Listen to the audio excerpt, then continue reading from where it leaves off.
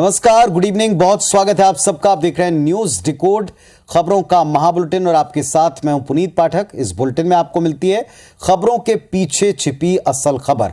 तो आज की बड़ी खबरें कौन सी हैं और उन्हें डिकोड हम करना शुरू करें, इसके लिए शुरू करते हैं आज का न्यूज डिकोड।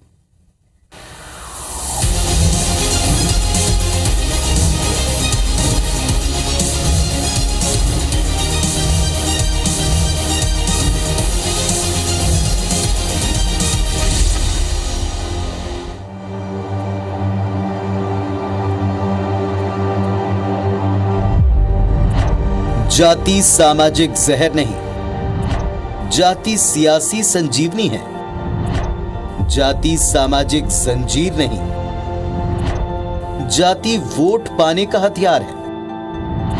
कास्ट पॉलिटिक्स जिंदाबाद।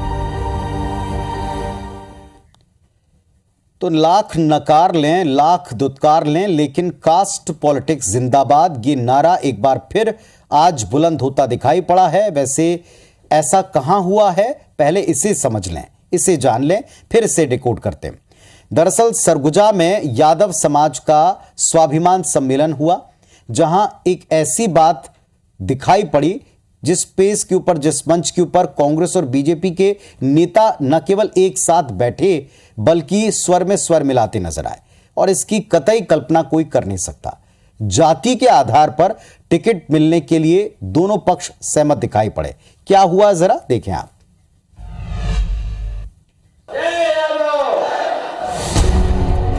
पारंपरिक अहीर समाज की वेशभूषा, भव्य मंच और लोगों का हुजूम, ये तस्वीरें सर्व यादव समाज के स्वाभिमान सम्मेलन की हैं, जिसका आयोजन सरगुजा में किया गया था। अहम बात यह रही कि सम्मेलन में कांग्रेस और बीजेपी यानी दोनों दलों के दिग्गजों ने शिरकत की। सम्मेलन में यादव समाज ने आरक्षण से लेकर यादव समाज को राजनीति में स्थान देने की मांग की। इस सम्मेलन में मुख्यमंत्री भूपेश बघेल, स्वास्थ्य मंत्री टी.एस. सिंहदेव, खाद्य मंत्री अमरजीत भगत, बीजेपी प्रदेश अध्यक्ष अरुण साव शामिल हुए, जिन्होंने एक स्वर में जाति के आधार पर विधानसभा की सीट आरक्षित करने का समर्थन किया। बचपन से हमन बड़ा हुए तो दाऊ मन बताइन कि हमार परिवार कर बहुत करीबी यदुवंशी हैं। तो वो शुरुआत और आज का दिन बहुत आप मन कर सहयोग सरगुजा के संभाले संवारे में रहे। अहीर रेजिमेंट की मैं इस मंच के माध्यम से आपको इस प्रस्ताव का समर्थन करता हूं। हमारे यादव बंधु भी, पिछड़े वर्ग के लोग भी सैकड़ों वर्ष से जंगल में निवास कर रहे हैं, गौ चरा रहे हैं, गौ पालन कर रहे हैं, उनको हक मिलना चाहिए। और टिकट के बारे में महाराज साहब बोल ही दिए, मुझे कुछ कहने की जरूरत नहीं है। सब लोगों ने समर्थन कर दिया तो मैं कैसे समर्थन नहीं करूंगा। तो सुना आपने, दोनों दल यादव समाज के समर्थन में नजर आए हैं। इसके अलावा यादव समाज ने अहीर रेजिमेंट बनाने और वन अधिकार पत्र देने की भी मांग की। तो समाजों का सम्मेलन होना, उनके सम्मान की बात करना, उनकी मांगों पर समर्थन जताना, ये सब कुछ तो पहले भी कई बार हुआ है। और खबर को अगर आप इसी अंदाज में देखें तो शायद आपको सामान्य लगे, लेकिन आज हम बुलेटिन का आगाज इस खबर से कर रहे हैं। इसका फैसला हमने किया इसकी ठोस वजह। दरअसल सार्वजनिक कार्यक्रमों में भाषण देने के दौरान आप समर्थन करें, बात सामान्य है, बात आई गई हो जाती, लेकिन अपनी जिम्मेदारी हम इस बात को समझते हैं कि इस खबर के पीछे जो मूल और असल खबर है वो कतई नजरअंदाज नहीं की जा सकती। ये खबर अंडरलाइन करने वाली है, और ऐसा हम क्यों कह रहे हैं अभी आप डिकोड में समझेंगे। आइए डिकोड करते हैं कि हमने इस खबर को पहली खबर के तौर पर क्यों आप तक पहुंचाया। सदियों से भारतीय समाज जातिवाद का जहर, उसके दुष्परिणाम झेलता रहा। हमने कई पीढ़ियां इसमें बर्बाद होती और कई पीढ़ियां इसके चक्कर में उलझती देखी, वर्ग संघर्ष के हालात देखे। आज़ादी के बाद जब संविधान बना तब बाबा साहब अंबेडकर के साथ साथ संविधान निर्माताओं ने बहुत सोच विचार के साथ जातिवाद के खात्मे के प्रावधान किए, इसके प्रयास लिखित तौर पर किए, पर दुर्भाग्य से सियासी स्वार्थ ने ऐसा होने ना दिया। वक्त के साथ जाति की जंजीरें और बड़ी और मोटी होती गईं और समाज को और अपने पाश में जकड़ती गईं। राजनीतिक दल घोषित तौर पर भले ही जातिवाद को खत्म करने की पुरजोर वकालत करते हों, लेकिन हकीकत में जाति आधारित सियासत में कोई किसी से पीछे नहीं रहना चाहता। जाति गणित को साध कर प्रत्याशी चयन करते हैं, उसी के मुताबिक मुद्दे तय होते हैं। ताज़ा उदाहरण जो हमने आज की खबर आपको दिखाई, आज का, जहां सत्ता पक्ष की तरफ से स्वयं मुख्यमंत्री मंत्री टीएस सिंहदेव, अरुण साव बीजेपी के प्रदेश अध्यक्ष यानी विपक्ष के सबसे बड़े नेता, वो यादव समाज के मंच पर जाति आधारित आरक्षण की हिमायत करते नजर आए। अक्सर जातिवाद को लेकर एक दूसरे को घेरने वाली कांग्रेस और बीजेपी एक समाज विशेष, जाति विशेष, उसको साधे रखने के लिए एक स्वर में दिखाई सुनाई पड़े और कहते हैं जाति के आधार पर टिकट देने का वो विरोध कैसे करें। क्या ये जातिगत राजनीति दुष्परिणामों का एक नई श्रृंखला को शुरू नहीं करेगी? अभी तक एसटी, एससी, ओबीसी इनके आधार पर टिकट की बात की जाती थी, लेकिन अब तो जाति विशेष के मंच पर खड़े होकर जाति विशेष के लोगों को टिकट देने की बात अगर की जा रही है, तो ऐसे में बाकी के समाज की तरफ से भी इसी तरह की मांग उछड़ती। वर्गों को साधना जब इतना चैलेंजिंग है, तो फिर एक एक जाति के मंच पर उठने वाली ऐसी मांगों का आगे राजनीति पर और समाज पर क्या असर पड़ेगा, इसीलिए हमने कहा कि ये खबर और इसके मायने अंडरलाइन करने वाले। अब आते हैं छत्तीसगढ़ के स्वास्थ्य मंत्री टीएस सिंहदेव के बयान पर, जो अक्सर जब भी कभी अपनी सीएम बनने की इच्छा पर दुख प्रकट करते हैं, बीजेपी को आक्रामक होकर के उन्हें तंज कसने का मौका दे जाते हैं। कैसे, इस रिपोर्ट में देखेंगे।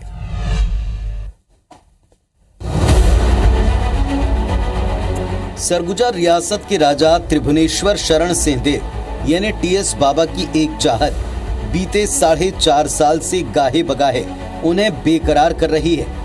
खासकर चुनावी साल में बीते 4 महीनों में 4 बार वे खुलकर अपना दर्द बार बार इजहार करते हैं। अगर कोई व्यक्ति किसी टीम में खेलता है तो क्या कप्तान बनने की बात मन में नहीं आती है? आप नहीं बनना चाहोगे?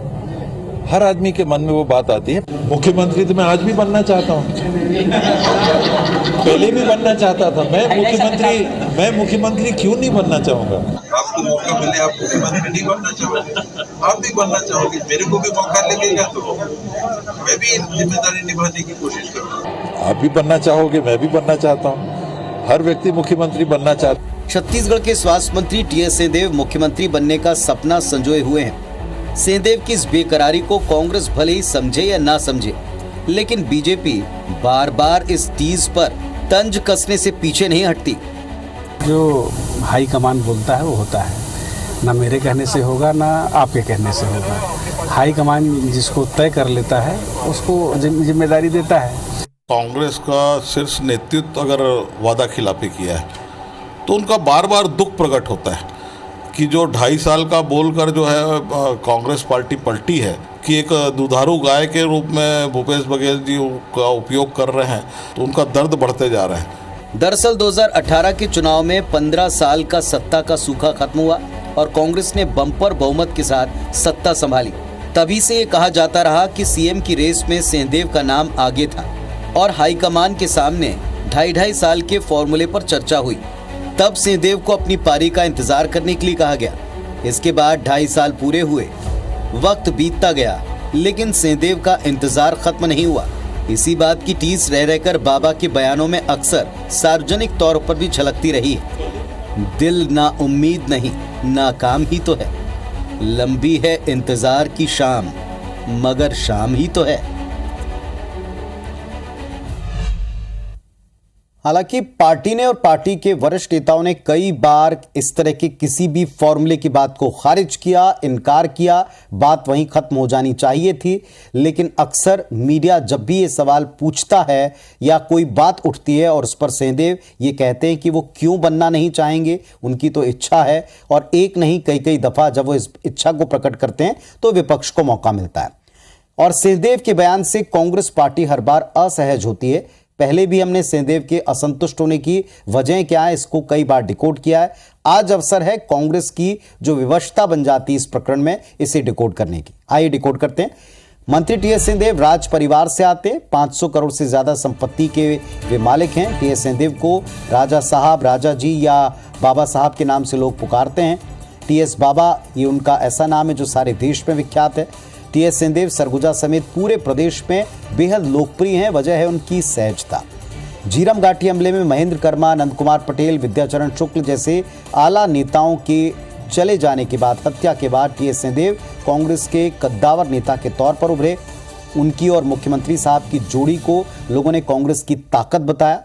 लोकप्रियता कांग्रेस पार्टी ने अच्छी तरीके से कई बार अलग अलग चीज़ों में उनकी प्रतिभा का इस्तेमाल भी किया। कांग्रेस का शीर्ष नेतृत्व और प्रादेशिक नेतृत्व उनको सीधे सीधे किसी भी स्तर पर नाराज करना नहीं चाहता, ना ऐसा जोखिम ले सकता है। इसीलिए कांग्रेस नेता उनके बयानों को अक्सर ये कहकर टाल देते हैं कि दरअसल मीडिया ने पूछा इसलिए उनको ऐसा कहना पड़ा। लेकिन कांग्रेस भी जानती है कि अगर वे चाहें तो बाबा साहब इस सवाल को ही खत्म कर सकते हैं, इस सवाल को पूरी तरह पूर्ण विराम लगा सकते हैं।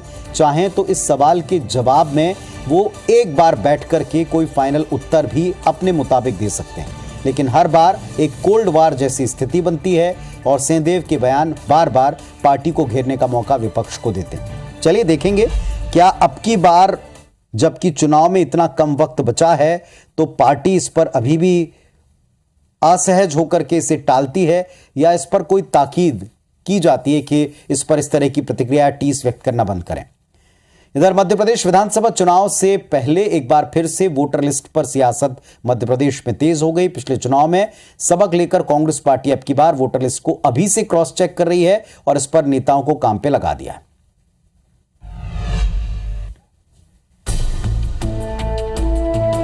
विधानसभा चुनाव से पहले मध्य प्रदेश में वोटर लिस्ट में संभावित गड़बड़ी का मुद्दा एक बार फिर गर्माता दिखा। पिछले चुनाव से सबक लेकर कांग्रेस ने वोटर लिस्ट को क्रॉस चेक करने का फैसला किया है। इसके लिए बूथ कमेटी में दिग्गज नेताओं को शामिल कर उन्हें इसका जिम्मा दिया जाएगा। ये पूरा काम कांग्रेस मई जून में पूरा कर लेना चाहती है ताकि उसके पास शिकायत करने और वोटर लिस्ट में सुधार करवाने के लिए पर्याप्त समय रहे।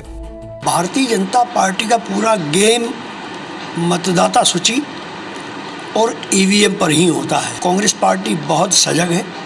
इधर कांग्रेस की इस कवायद को मंत्री विश्वास सारंग संभावित हार का डर बताते हैं। कांग्रेस पूरी तरह जमीन खो चुकी है, इसलिए किसी ना किसी व्यवस्था पर प्रश्न चिन्ह लगाना और हार के पहले ही इस तरह का माहौल बना देना कि हम इसलिए हारे हैं। कांग्रेस ने पिछले विधानसभा चुनाव में भी फेक वोटर्स को लेकर चुनाव आयोग में कई शिकायतें दर्ज कराई थी। तो कांग्रेस पार्टी अब की बार ठीक वही सारे काम कर रही जो 2018 में किए, चाहे पार्टी के भीतर हो, पार्टी के प्रोग्राम के तौर पर हो या कार्यकर्ताओं की ड्यूटी के तौर पर। कांग्रेस मिशन वोटर लिस्ट पे लग चुकी है। सवाल उठता है कांग्रेस की इस कवायद और बीजेपी के ऐतराज में कितना दम है। डिकोड करते हैं इसे। भारत दुनिया का सबसे बड़ा लोकतांत्रिक देश है। फ्री एंड फेयर इलेक्शन कराना लोकतंत्र की सबसे जरूरी और अहम कड़ी है और ऐसे में अगर कांग्रेस पार्टी को लगता है कि वोटर लिस्ट में कुछ गड़बड़ियां हैं और पिछली बार निकली भी हैं तो फिर उसकी पड़ताल करना, इसमें कोई बुराई नहीं। वोटर लिस्ट को जांचना परखना न केवल आयोग का बल्कि व्यवस्थाओं के साथ पार्टियों का भी काम है। फर्जी वोटर्स के नाम कटवाना संवैधानिक हक है। बीजेपी को इसमें किसी तरह की कोई आपत्ति नहीं होनी चाहिए, बल्कि भारतीय जनता पार्टी को सत्तारूढ़ दल होने के नाते फर्जी वोटर्स के आरोपों को गंभीरता से खुद भी लेना चाहिए और इसे वेरीफाई करना चाहिए। कांग्रेस संभावित हार के डर से डरी है, ये कहकर फर्जी वोटर लिस्ट को आप किसी तरह सपोर्ट नहीं कर सकते।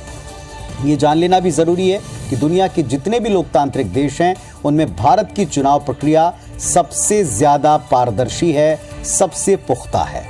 तो ऐसे में इस तरह की उंगली तो नहीं उठाई जा सकती।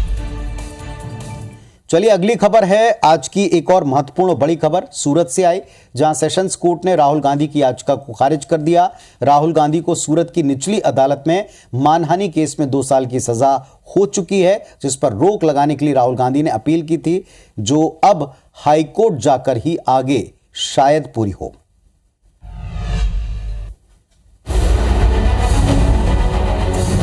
एक बेहतरीन डाइस पर लगे 2 माइक, सफेद कुर्ता, बाएं हाथ की कलाई में काले रंग की घड़ी और क्लीन शेव्ड राहुल गांधी भाषण दे रहे हैं। तस्वीरें 2019 में कोलार की चुनावी रैली की हैं। आप सोचेंगे हम आपको इतनी पुरानी तस्वीर क्यों दिखा रहे हैं। दरअसल ये तस्वीर उसी भाषण के दौरान की है जिसमें राहुल गांधी ने कहा था कि देश में सब चोरों का मोदी सरनेम कैसे हो सकता है। नीरव मोदी, ललित मोदी, नरेंद्र मोदी और अभी थोड़ा ढूंढेंगे तो और बहुत सारे मोदी मिलेंगे।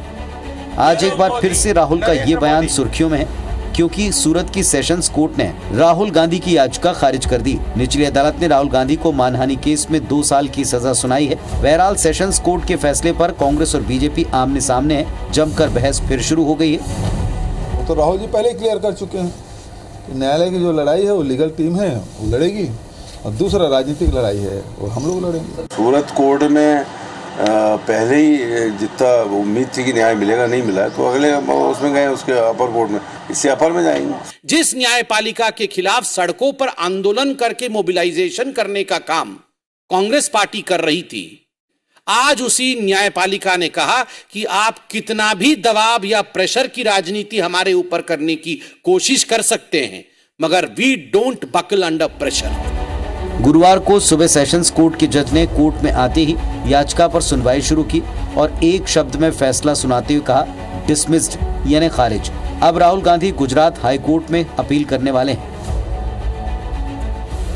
तो राहुल गांधी को सेशंस कोर्ट से राहत आज नहीं मिली। कांग्रेस पार्टी कहती है कि उनको भी इस बात की उम्मीद थी। अब राहुल गांधी हाई कोर्ट का रुख करेंगे।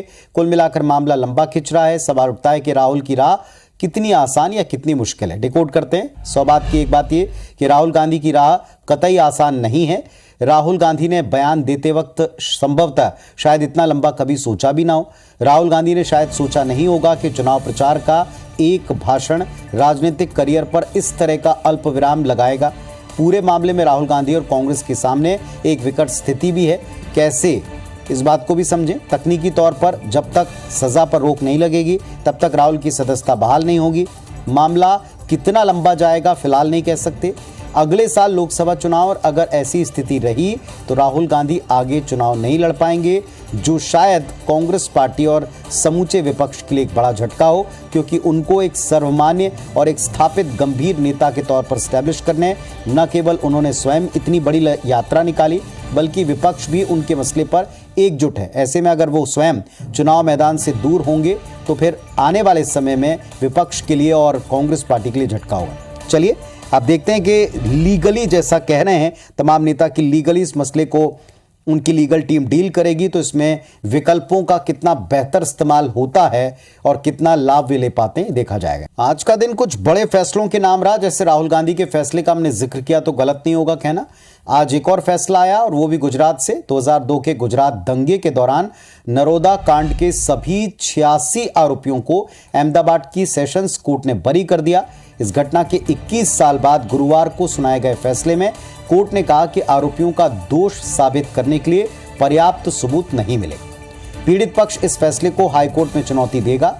28 फरवरी 2002 को अहमदाबाद शहर के पास नरोदा गांव में सांप्रदायिक हिंसा में 11 लोगों की जान गई। केस में गुजरात सरकार की पूर्व मंत्री भाजपा नेता माया कोडनानी, बजरंग दल के नेता बाबू बजरंगी, विश्व हिंदू परिषद के नेता जयदीप पटेल समेत कुल 86 लोगों के खिलाफ केस दर्ज हुआ था। इनमें से 16 लोगों की मौत हो चुकी है और बाकी के 68 जो है उनको दोषमुक्त करार दे दिया गया। चलिए, इस पूरे प्रकरण की भी काफी समय तक राजनीति में गूंज रही थी, अब इसमें भी फैसला आ चुका है। अगली खबर है एससीओ यानी कि शंघाई कोऑपरेशन की मीटिंग से जुड़ी। अगले महीने एससीओ की बैठक होने वाली, जिसमें पाकिस्तान के विदेश मंत्री बिलावल भुट्टो जरदारी शामिल होंगे। सहमति उन्होंने दी। एक रिपोर्ट देखिए।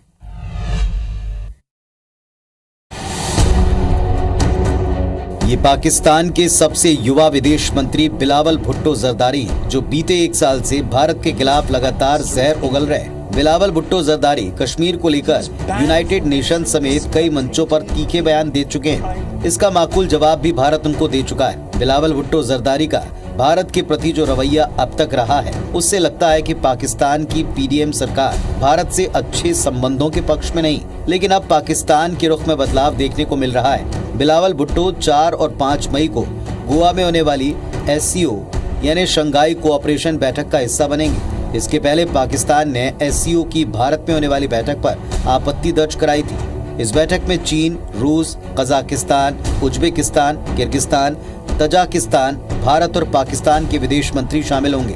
हालांकि अभी तक ये साफ नहीं हुआ कि भारत पाकिस्तान के बीच इस दौरान कोई द्विपक्षीय बैठक होगी या नहीं। तो जिसके लिए पहले असहमति थी, अब इसमें स्वयं वे शामिल होंगे। एक जीत तो है, लेकिन आगे और क्या कड़ा मैसेज भारत की तरफ से उनको मिलता है ये देखना होगा। आज के न्यूज डिकोड में बस इतना ही। कल पुनः इसी वक्त मुलाकात होगी। अपना और परिवार का ख्याल रखें। नमस्कार, शुभ रात्रि।